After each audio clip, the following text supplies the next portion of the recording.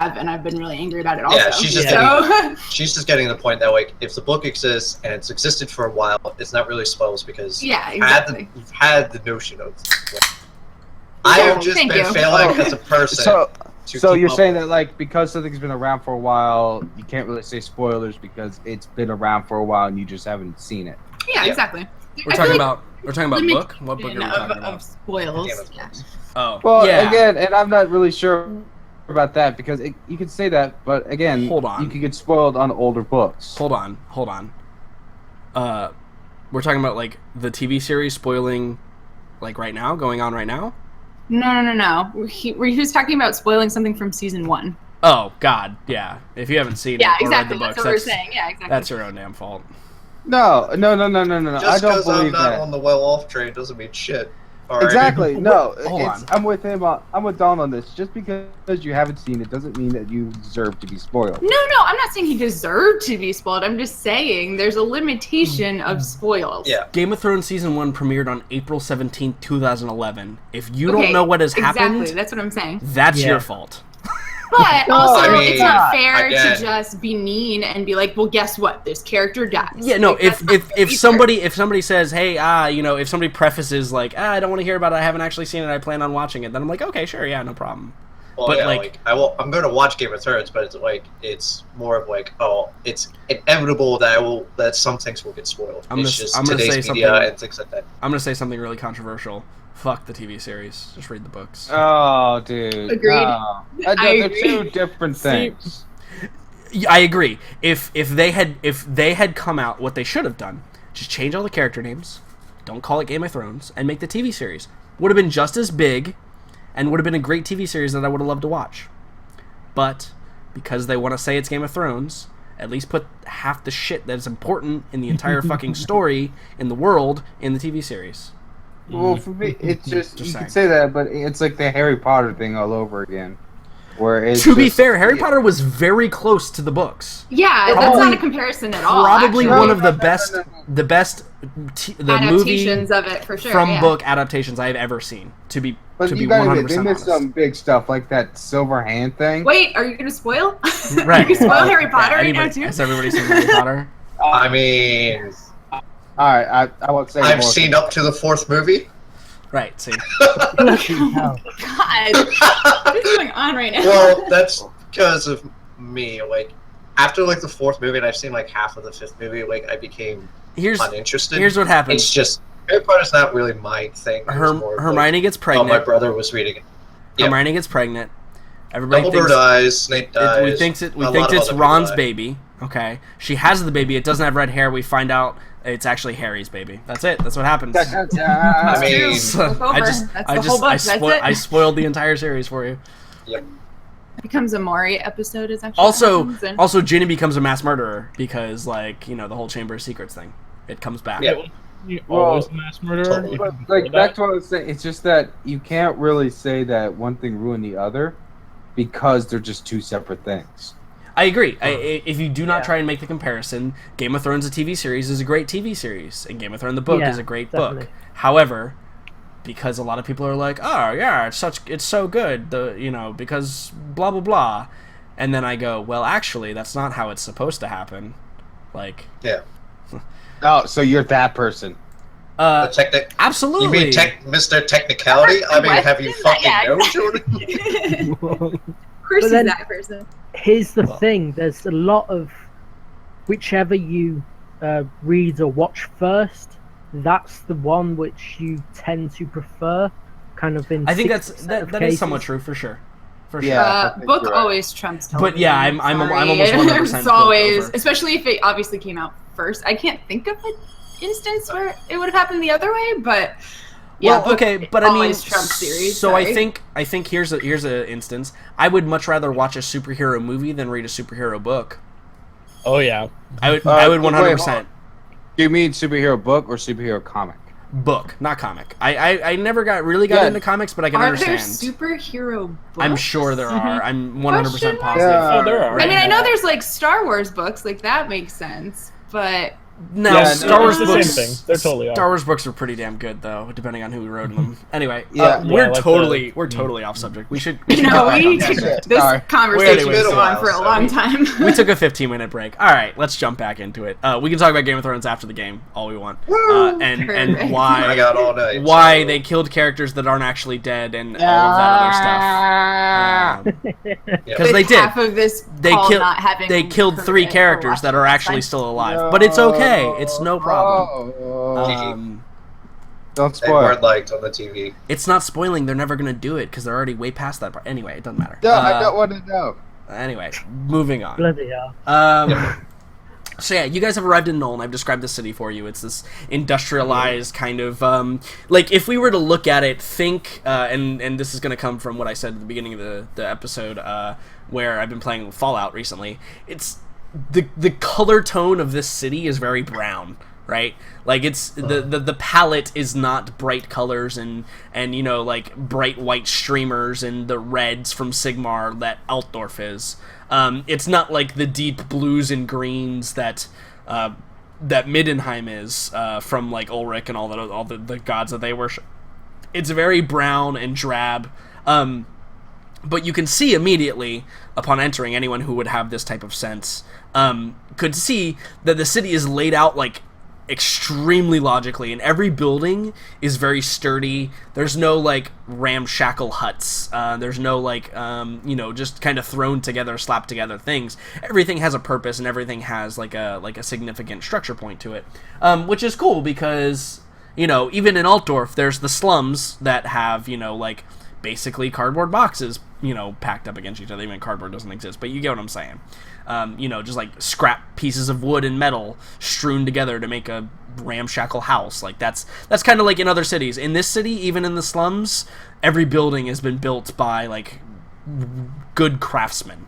So it's fairly you know an interesting kind of mix between those two things. I think that at this point your goals are a couple, right? Like, so the first goal is obviously you need to find either passage to your next destination or a way to get there, or you just need to travel there. However, by road, by sea, by horse, however you want to get there. That's like the overarching goal, right? But also you have this information on this this weapon, which we as players know to be like a handgun, but obviously the characters have no idea it's alien to them. You know, finding information on that. But that may also lead to, you know, some, you know, probably unwanted attention if somehow you know about this and you're not supposed to. Who knows? And then obviously whatever you as characters want to do. If you guys have a contact in Nuln or you want to pick up some contracts while you're here, Chester, or something like that, that's totally something we can do as well. Before we do that, I do want to know who is the lord of the city or around this area? Yeah, I guess you missed that. So this is actually home to an elector count. This is the city has the equivalent power that Telopheim does. Yeah. It is Count. What did I name him? I know it's Appleton. I know it's Appleton, but I think Kevin Appleton or something like that. Anyway, it's Count Appleton.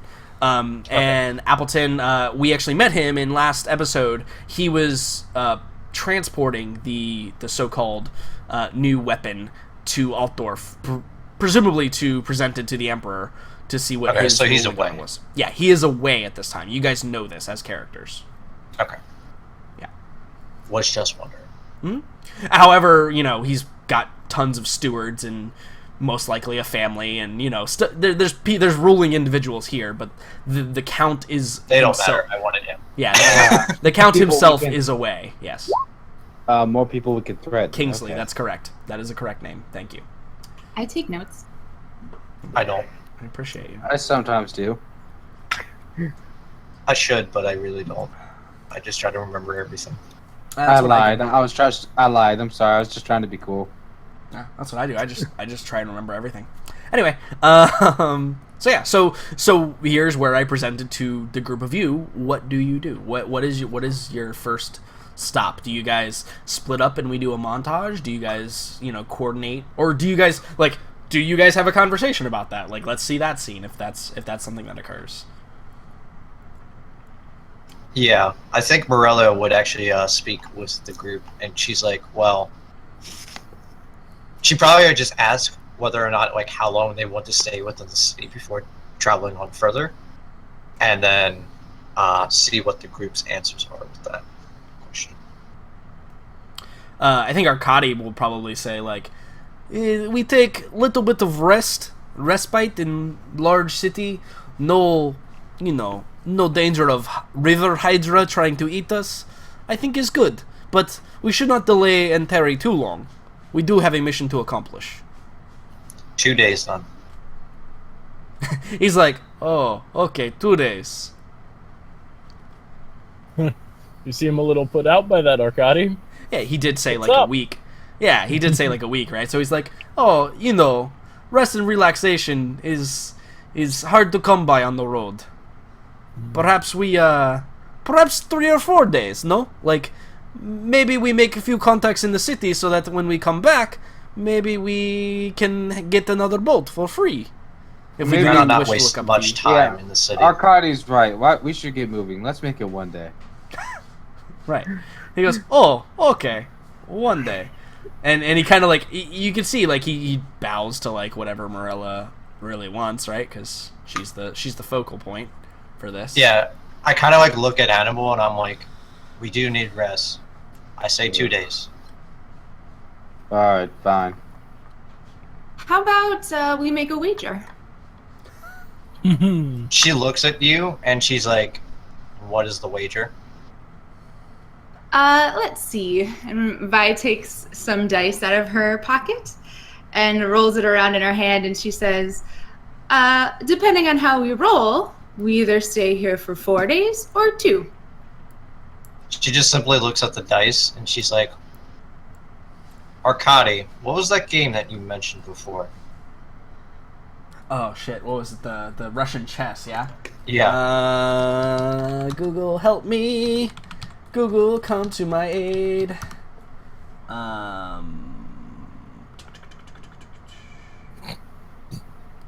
Shocks.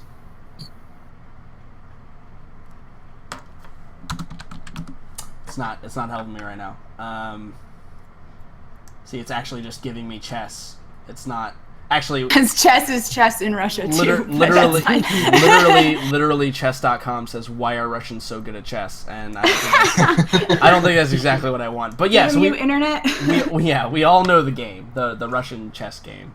The next one I see is how did Russians get so good at chess? Right, yeah, exactly. Yeah, that game you guys are playing, the strategy game, right? That you guys are playing on the boat. Yeah. Yeah. What absolutely. are you suggesting, my lady? Best me in a game. All right. What are the wagers? The wagers that were set before. Great. I win 4 days. You win 2. Cool. Awesome. Yeah. So like, I just look at Arkady and I'm like, set up the game then.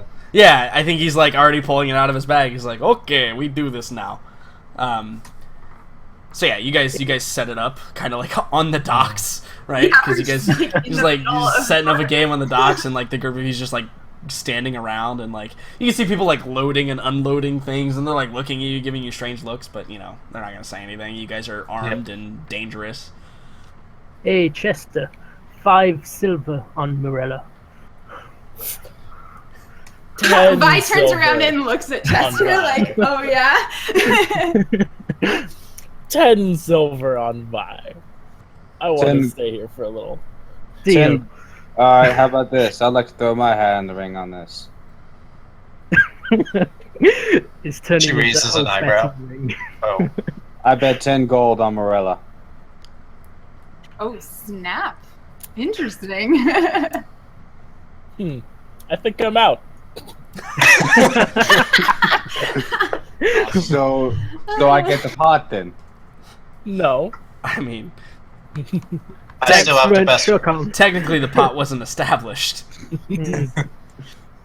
You guys kept raising each other. Basically, they just folded. So I mean, the pot is 0. Yeah, damn. So Cool. So I think we did this before. Where what kind of a check did we use? Because intelligence? Yeah, I think it was just an intelligence check. in order to do it. Not the save, but so you don't get benefit from proficiency if you have it. But yeah, just the check.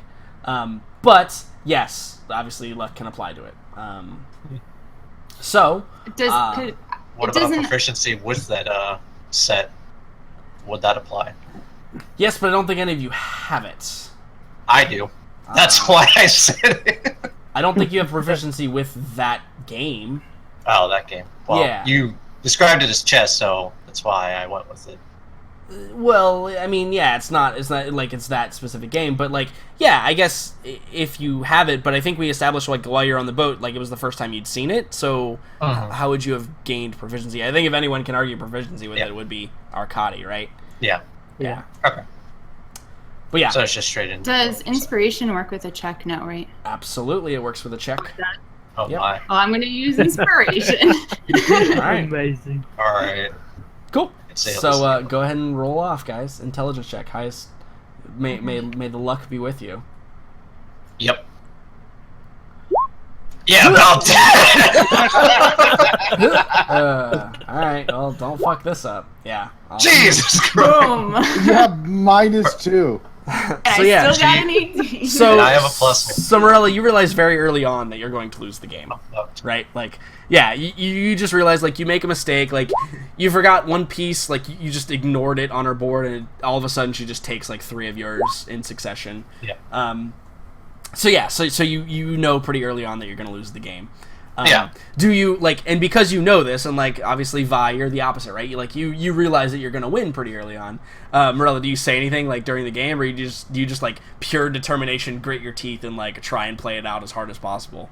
She actually remains very calm in this situation, and she tries her best to like, essentially like, what's the word I'm looking for? I can't think of it.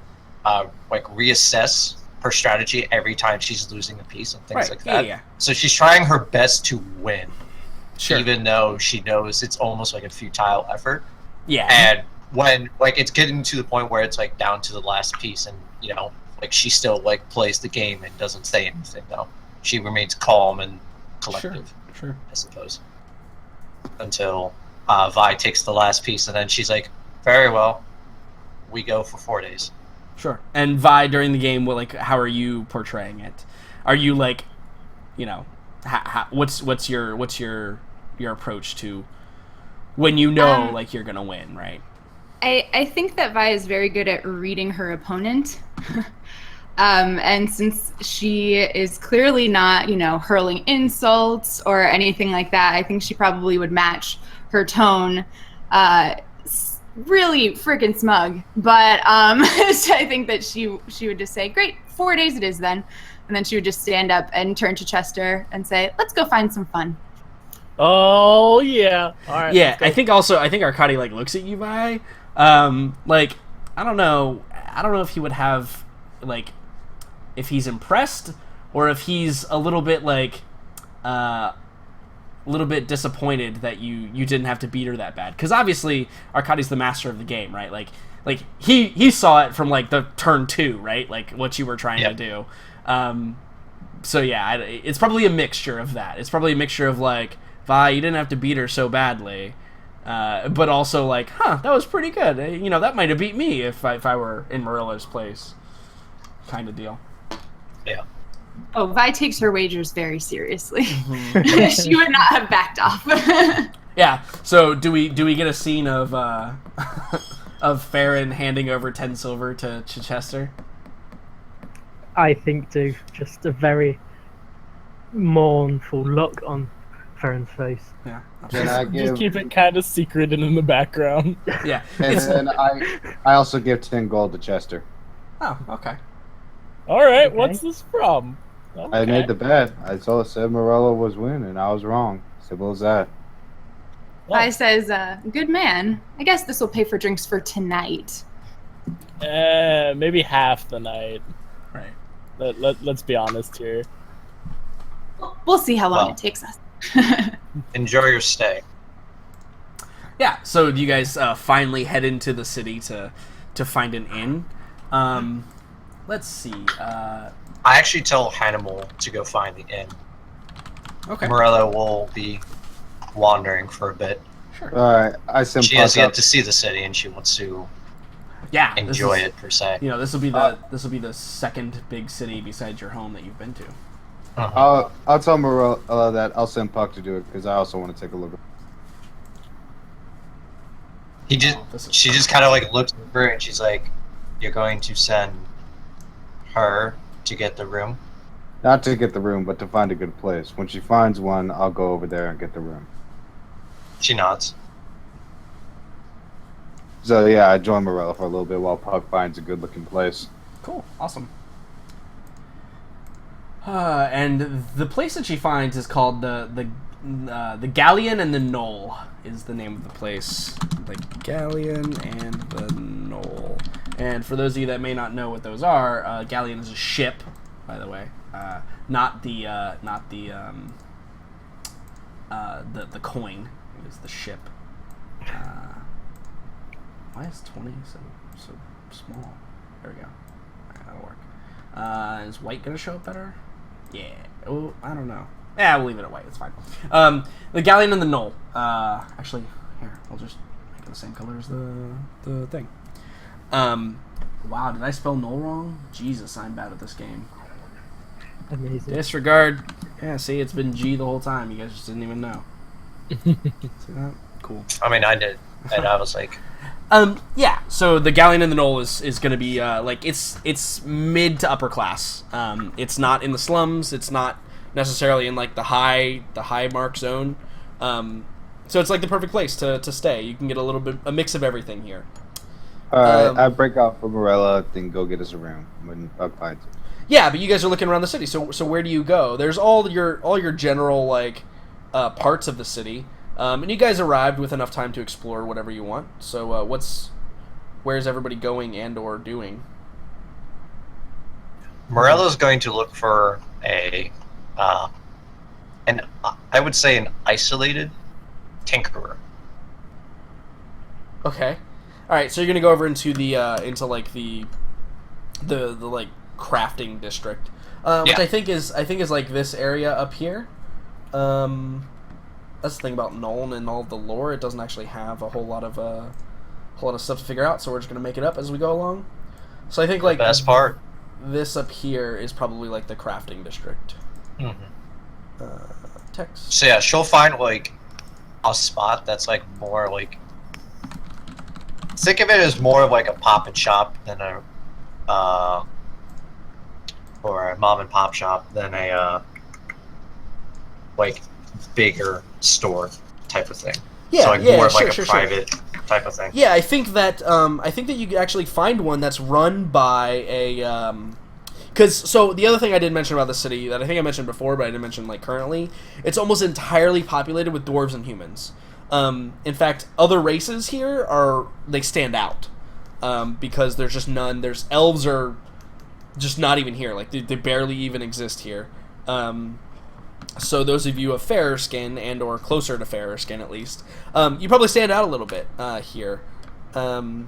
Obviously, there's no Goliath, or there is a few Goliaths. Like not too many, more than elves, but less obviously than the others.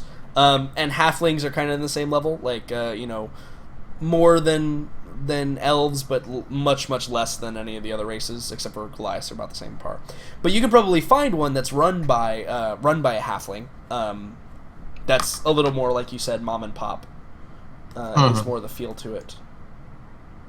Yeah, and she will go to this halfling, and is it a man or a woman? It's probably let's see. He probably calls himself Mr. Fiddlebottom. Okay, Mr. Fiddlebottom. Yeah. He doesn't give a first name. It's just Mr. Fiddlebottoms is the name of the store. Yeah. Okay. So, she will just ask, like, in private, something small. If he can make something, like, very small, like, and lock it. Okay, yeah, I mean, he would say, why, yes, we can do all kinds of jewelry here at Mr. Fiddlebottom's. What did you have in mind? What kind of material are we dealing with? Is it gold? Is it silver? Perhaps something rarer? She thinks about it, and she's like, what is your cheapest material?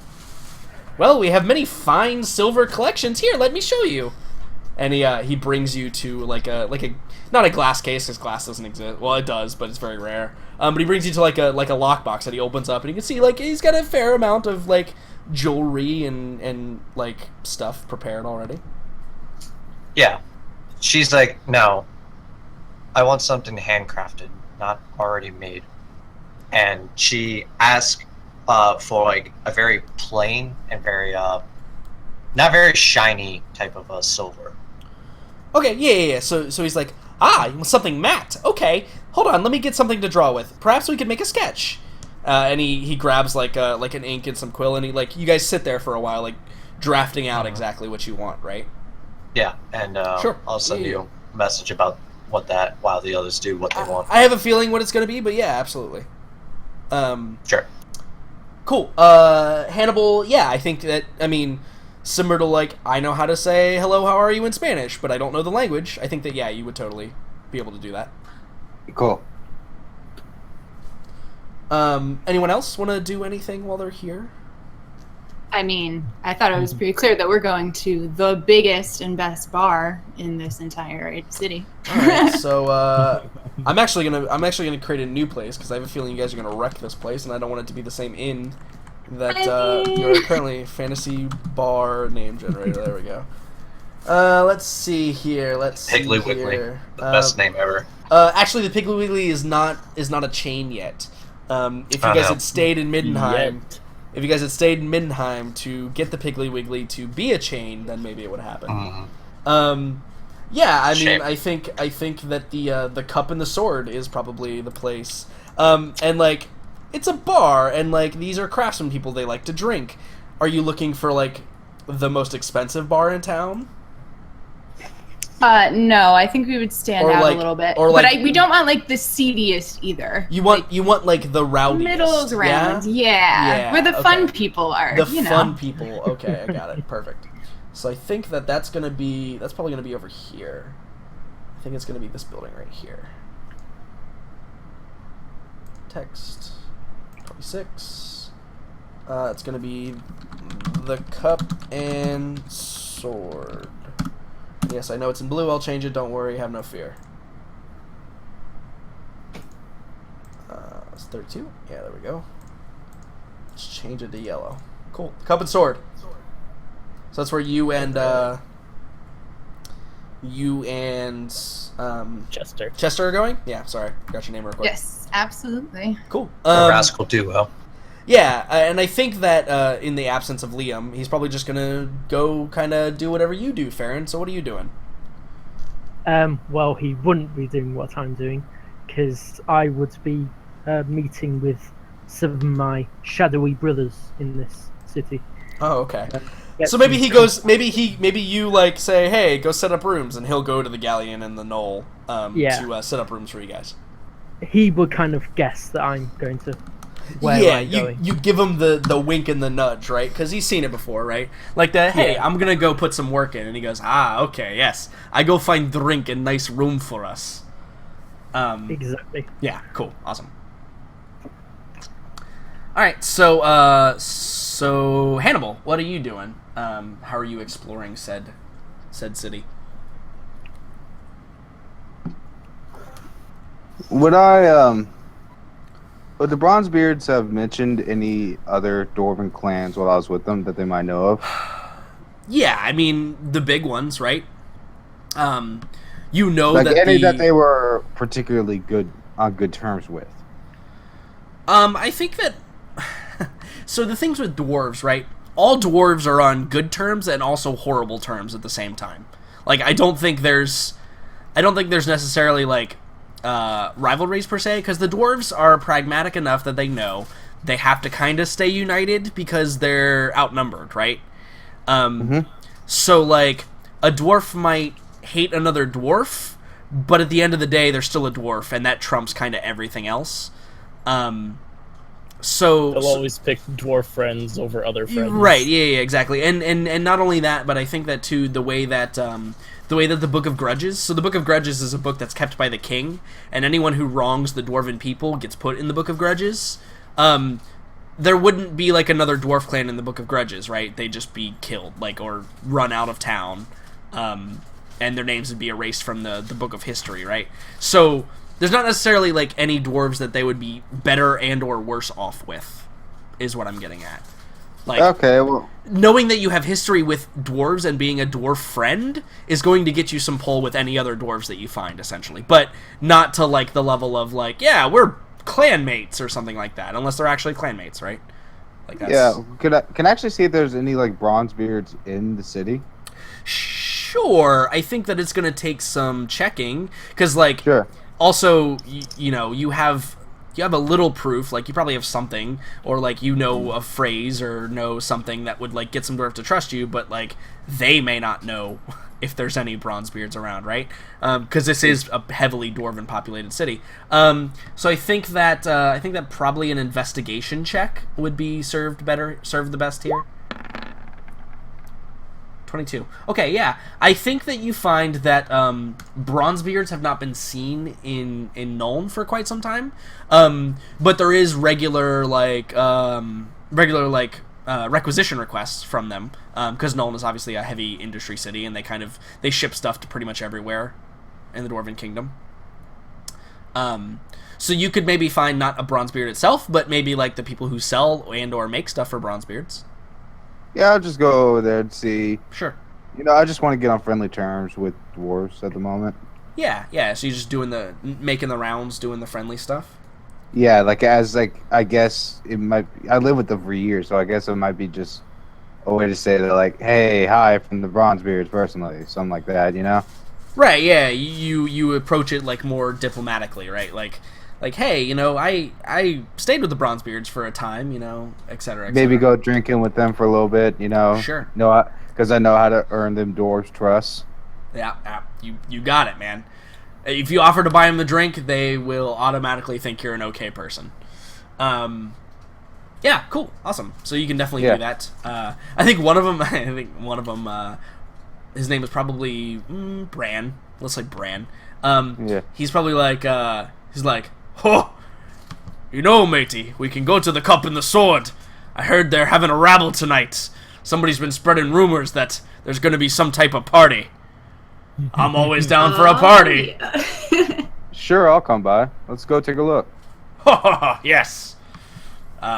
Yeah, and they, you'll approach that later on tonight. I'm sure I will determine a good place for you to walk in on that.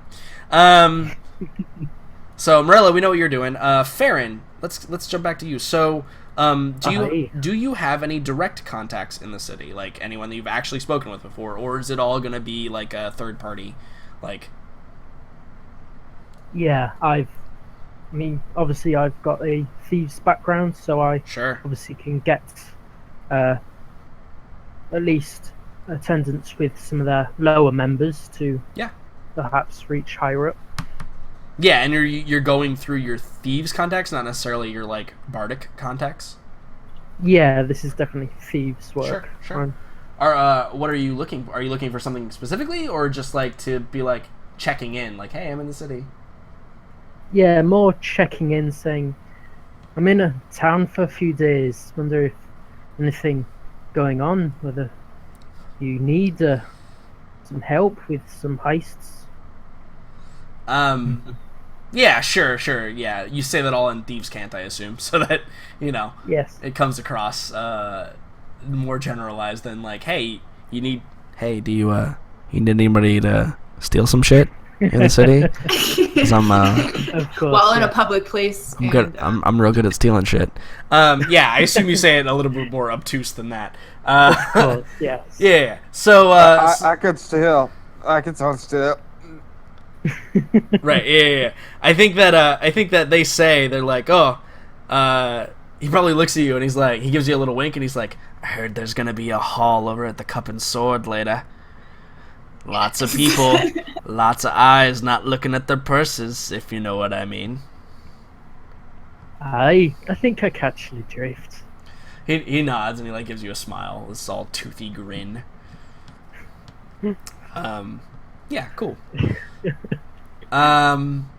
So, speaking of the Cup and Sword,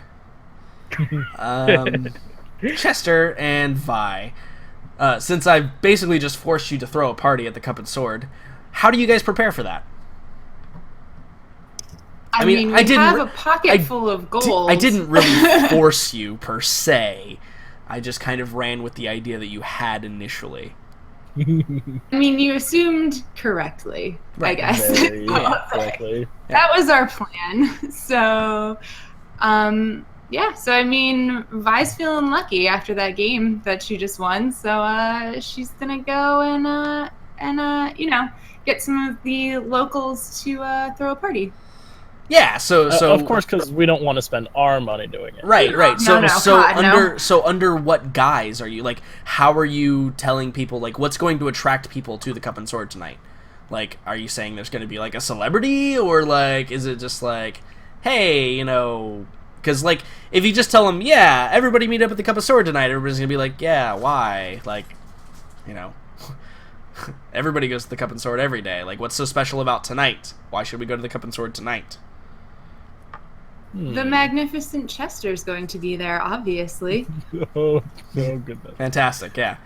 And so yeah, so I think you very obviously get the question. Who's the magnificent Chester? Should I know this person? Of course, you should know the marvelous Chester. He's known all throughout North, and he's finally decided to visit your quaint city. Right. Yeah. So they look at you and they do the whole like their eye, like their head, like they turn like around, look around you to look at the crossbow, and they go, "So, what's your skill, Chester?" Anything your mind can imagine, my little friend. Yeah, and you guys are like you're a unique looking group or a unique looking duo. So yeah, you've given them the impression, I think, that you are performers, not necessarily anything else. So yeah, they're probably like, it's something new at least. Maybe I will show up. And I think that's kind of how the rumor spreads. Do we have a moment where Chester's like, why the hell did you do that? That is exactly what's going on. So the people you were talking to walk away, like, chatting about it, and, like, one of them, like, grabs a buddy and is like, hey, blah, blah, blah, blah, blah. And you guys are left alone. Chester goes up to Vi and he's like, Vi, I love shooting things and all, but I hope you're ready to be shot at. Because you're not getting away with that, right? She smiles and she says, darling, it's just payback for leaving me to die. Twice. I don't know what you're talking about. But no such thing happened. My Vi, just don't worry about it. We're okay. Well, right. You better come up with the talent quickly, sir, because I see a lot of people showing up. So let's make this happen, shall we? Yeah. But at this point, Chester's mouth just kind of dries, and he's like, "Shit, what am I gonna do?" Vi just cackles and kind of walks in towards the bar. Sure. Yeah. So you guys, you have that interaction with other people like a few more times, right? Because just telling it like 2 or 3 people isn't going to work. Like, you got to spread it a couple times. And then, like, we see, like, I think we see, like, we zoom out, right? We see, like, the progression of how the word is spreading.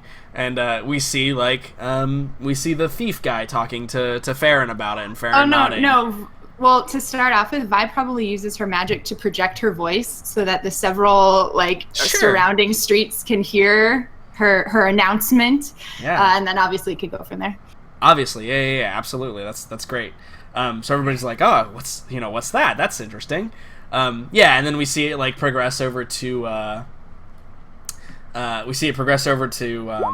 Hannibal, where, like, you're over, like, hanging out with the dwarves, and they're like, a dwarf... Probably like a dwarf teenager. He's only got like a beard halfway down his chest. He like runs. Halfway. Yeah, he like runs in and he's like, "Hey, did you hear? There's going to be some performance at the Cup and Sword tonight. It's a good thing we're going." And everybody's like, "Oh, hey, new entertainment." And like Hannibal, you probably just like you look into the camera and you're like, "Shit," because like like what's going on, right? Like. I think the group of you is probably fairly aware of what's going on. And then it spreads to Morella. And yes, maybe you overhear Morella. Maybe you overhear talking about like they say, like the marvelous Chester. I hear he can shoot a silver piece from 100 yards. He's gonna do it later on tonight at the Cup and Sword. When he says 100 yards, she just mutters to himself, "I can do better." Yeah, just continue walking. And then I think we get a picture of Arkady like sitting in the bar, like he's got a drink and he keeps like checking like the light outside. He's like, "Where is everyone?" And the bar is like not filling up, and the bartender actually like comes to like fill up his drink or whatever, and he's like, "Oh yeah, there's some type of entertainment, some Chester guys performing at the Cup and Sword." And again, like similar, Arkady like looks in the camera, he's like, "Shit." And so then we fast forward to later on that night. So is this simply just a party, or is this a ruse for something greater? This is Chester. A ruse. Right. Yeah. So what's the ruse for? What are your actual plans? Like you've got the word out. Like there's going to be a good showing, of that you can be certain. But what are you actually attempting to do? Like what's the real plan here? We're gonna make some money through some wagers on Chester's lovely shooting abilities. Sure. That seems pretty upfront of you. I like it. Wagers, air quotes. Right. As this is going to be rigged from the start. Right. Exactly. Yeah. Bolts attached to strings and stuff like that. Yeah. Exactly. I like it. For it's sure. Good. It's good. Cool. Awesome. And so, what about the rest of you? Like, this is clearly the place where it's going down tonight, and like you all know. Morella's going to attend this. Right, of course you're going to attend, but like, do you guys do any preparation work? Like, I guess in particular, like Farron, like, you can make your money here too, right? Like, if you're on top of it enough, through any number of means, you could totally just you could cut everyone's purse in the crowd, or you could, also, maybe you could understand that, hey, this is Vi and Chester we're talking about. How do I rig this system myself?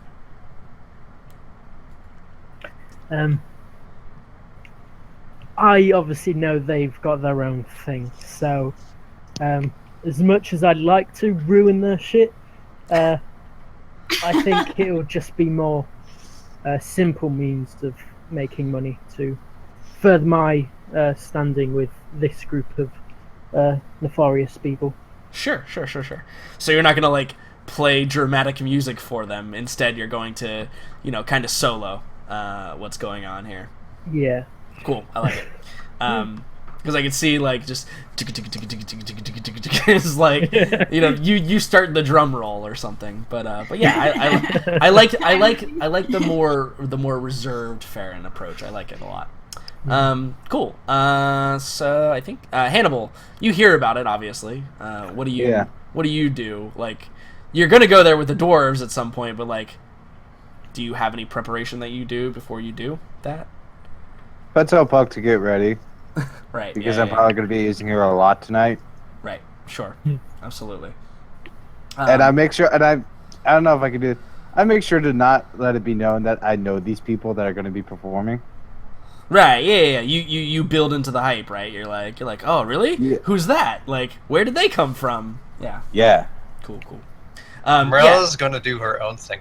Meanwhile, I think she's going to set up the idea that she's going to challenge any man that wishes her to challenge her in an arm wrestling contest. Yes, do it. So you guys are basically, the plan here is to start a mini carnival at the Cup and Sword tonight. Is essentially what we're doing. Okay, cool. I like it. Yeah, I think that Puck actually comes back at you, Hannibal, and she says, "Listen, I've been working really hard lately, and I think that it might be time for me to take a night off."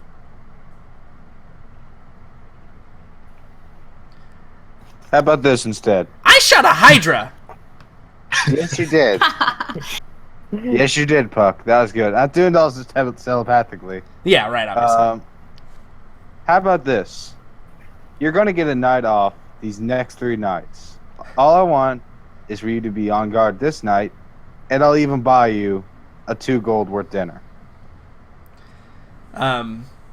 She kind of so maybe she gets to a point where like you can see her, but nobody else can. Like you can see like the shimmer, right? Because she's invisible. But we see it just because you're always aware of where she is. Like you can detect her location or whatever. And she's got like her hands on her hips, like fists down, like hands on her hips, and she goes, "You promise?" Have I ever broken a promise to you? Yes. Okay, well not this time. I won't. Very well. And she like, you can see like she holds out her hand to like fist bump you. Yeah, I do it. Sure. Roll a charisma saving throw. Oh, you shit. Got him.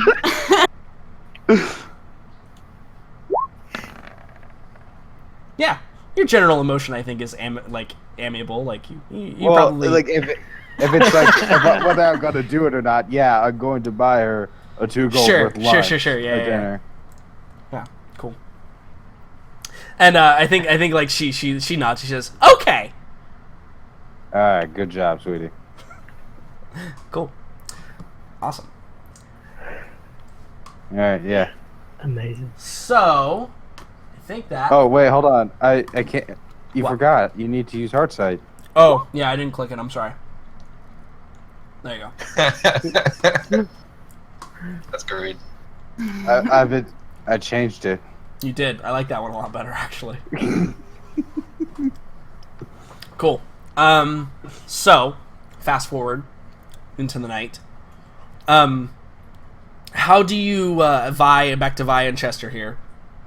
So you guys are setting up like you're gonna rig some of the like wagers, but what are the activities? Like, is it going to be just like shooting a crossbow, or is it gonna be like, other acts? Like, what activities are you thinking is going to occur here where you're gonna be able to rig some things? Because you're gonna be like the central focal point of attention, right? Like you've set it up that way. Well, Chester is, I should say, not necessarily Vi. Chester is going to be the focal point of attention. So, like, how do you keep a crowd of people entertained for a certain amount of time without just like doing the same trick over and over? Well, I think definitely, and Brian, feel free to jump in whenever, but the fact that I can duplicate myself perfectly and have someone shoot at me with absolutely zero possibility that I would get injured. But other people wouldn't know that. Right. I think that would keep people interested enough to keep upping the stakes of him potentially killing me. I think that would be perfect. So are you going to be like on a spinning wheel of wood as he like fires like at your extremities or something? I mean, he's the one who shoots things, so why don't we ask him? Yeah. What kind of shooting activity would you set up? I will be the target since I got him into this mess. Sure. So there's a couple things that we got to do here, because I can't just shoot my crossbow all night and expect the crowd to be like, ooh, every time. Exactly, right. That'll last for like a good like hour, maybe. No, we gotta change it up. We gotta use like some knives or like, I don't know, maybe some people, some smaller people. Yeah, throw them. Sure. Yeah. Fire, Halfling tossing. I like it. Yeah, but there's also games that have to involve the crowd, because that's how you draw them in, make them spend more, distract them. So things like getting them to come up and try and throw the knives when they're really drunk, or what's another good one? I can't think of another good one. I just like them throwing knives when they're drunk. Sounds like fun. Yeah, no, I think that's a good one. Like some knife games. So what about like obviously shooting a crossbow. Do some Russian roulette. Right, shooting a crossbow at people like is going to be boring after a while. But what if you had set up like an obstacle course, right? Like what if like you had like 5 different targets at different locations, and the game was to see how fast you can shoot each target, right? In succession, like stuff like that, and that way you could totally get crowd participation by being like, "Here, you try. Let's see how many bolts it takes you to do, etc., etc." That's something that could probably happen. we also gotta have like a game where, you know, the game where like they put out their hand and you like stab the knife in between the fingers. Yeah, absolutely. Vi and I have to play. Yeah, Vi and I have to play a game like that, and just like every now and then, just a finger flies off because they don't know it's fake. So. Yeah, absolutely. But also, we would probably be really good at that regardless. Yeah, I definitely think so. Definitely think so. Cool. So you guys are setting up basically like a little carnival. Now, it'll be hard for like just the two of you to run it, so I assume that you guys go to the Cup and Sword and like, you know, be like, hey, can we utilize your facilities today to do this? You know, it'll bring you a lot of money because they're going to be ordering a lot of drinks.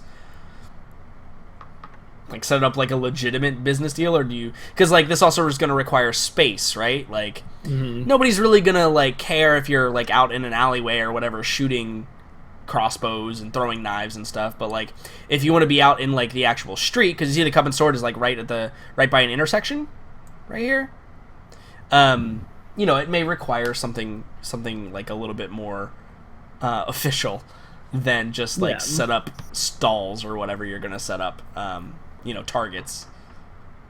I definitely think I would want to get the actual tavern owner involved, since our particular plan doesn't just involve like scamming the patrons for like just like pickpocketing them or whatever. You also need you need to get them drunk, and if he doesn't if he doesn't approve of what you're doing, then like he can. Yeah, we don't want him to kick us out, so we need to get him on our side for sure, which is very easy. And I think as a gentleman named Bruce who runs the rowdiest bar in town, he's probably like, "Yep, let's do it. I'm totally down." He's probably like, "How many serving staff do you need to like go out? Like, how many people are you expecting?" And like you give him like well, I don't know. And he's like, "Okay, I'll have like 3 extra girls come in, and you know we'll set this up. I'll have the cooks working overtime so we can be prepared in time, etc., etc." Yeah, he's totally on board. But he probably does like add a disclaimer. He's probably like, "Listen, you know, whatever you're making off of this, I don't care what your cut is." But he's like, make sure they're getting drinks from me, and also make sure that they don't break any of my shit. He's like, basically, you guys are responsible for the security, and if you don't come through, or like if shit gets broken, there's gonna be problems later on. Like you know, I'll call the guard and tell them that I didn't have anything to do with this, and you're clearly outsiders, and I'm not, and they'll believe me, and then, you know, you'll have to live in the shadows for the rest of the time you're here in Nuln. But and we're fun at that. Right, exactly. But yeah, he says basically as long as you guys provide your own security and make sure that they get their drinks from him, he'd go for it. Cool. Perfect. So now that everyone's on board, we just have to go and like, I don't know, maybe seduce a couple town guard to keep them in and have them be our security or something like that. I mean, we have Morella. So yeah, so do you guys go find the rest of your party to see if... But Vi, is Morella really gonna be in on this? And maybe... Why ever would she not? I kind of look at Jester like, why not? Maybe as you guys are talking about it, you see Morella coming back, and she's like, "What do you mean?" Because that's how it works in you know, in RPGs, is like you're talking about the person and then there they come. So yeah, Morella walks around the corner and says, "Hey, what are you talking about?" Vi turns around and like, perfect, just the lady we were looking for. Yes, everyone seems to be looking for me. Well, come here. We have something to explain to you. We have a little bit of a plan, get together. You know, so a small thing. But you know, we might need your assistance. How do you feel about that? What do you need of me? I mean, how do I put this? Crowd control? Crowd control? Yeah. Well, crowd control. I did want to relax and perhaps entertain some others.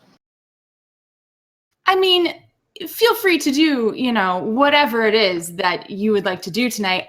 Just if things get a little sideways, if you could just, be there to help us out and protect this fine establishment. And she looks over at Bruce and gives him a little wink. And is like, that would be perfect. She kind of like leans over, maybe. A rat runs out of the window and like down the alleyway. Yeah.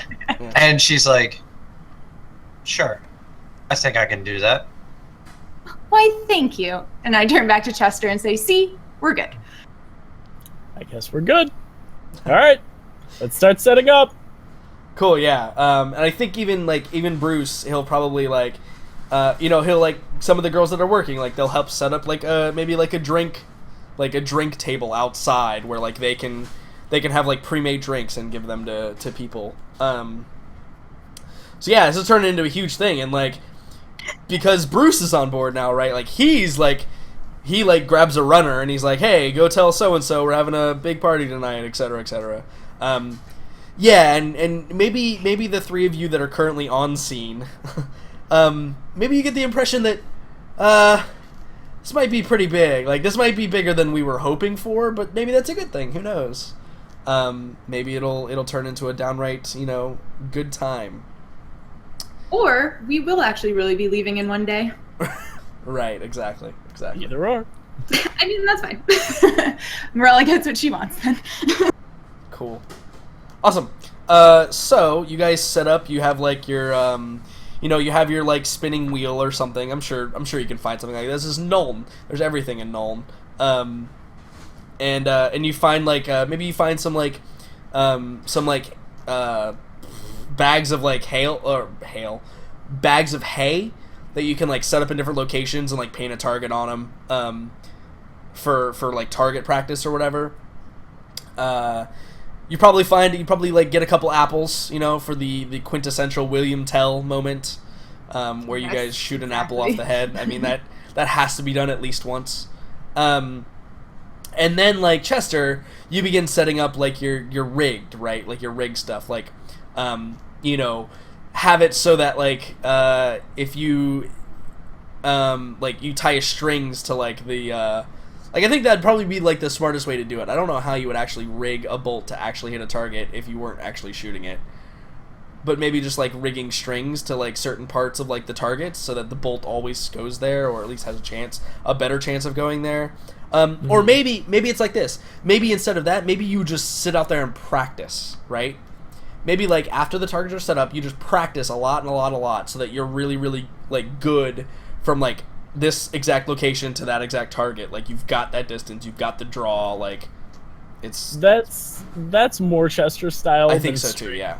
Yeah. Because string is easy to see, and he believes he's a good marksman. Right. So you just try to muscle memory it like really, really fast. Exactly. Yeah.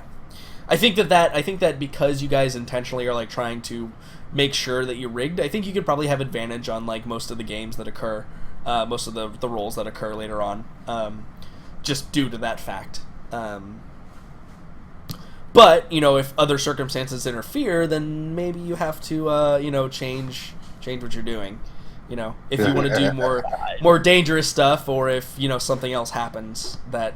And shooting upside down, that'll be fun. Right, like yeah, so like, absolutely. So like you can definitely muscle memory from like to get advantage from like just standing there, but like shooting upside down or blindfolded or something like that will bring it back down to like a regular roll, right? Like that's the goal of having advantage and being able to rig the system, is you can do more dangerous stuff and potentially get more money off of it, right? Mm-hmm. Cool.